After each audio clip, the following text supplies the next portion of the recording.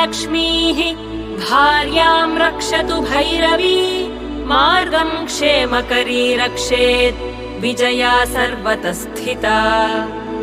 रक्षाहीनं तु यत्स्थानं वर्जितं कवचेन तु तत्सर्वं रक्ष मे देवी जयन्ती पापनाशिनी पदमेकं न गच्छेत्तु यदीच्छेत् शुभमात्मनः कवचेनावृतो नित्यं यत्र यत्राधिगच्छति तत्र तत्रार्थलाभश्च विजयः सार्वकामिकः यं यं कामयते कामं तं तं प्राप्नोति निश्चितम् परमैश्वर्यमतुलं प्राप्स्यते भूतले पुमान् निर्भयो जायते मर्त्यः सङ्ग्रामेष्वपराजितः त्रैलोक्ये तु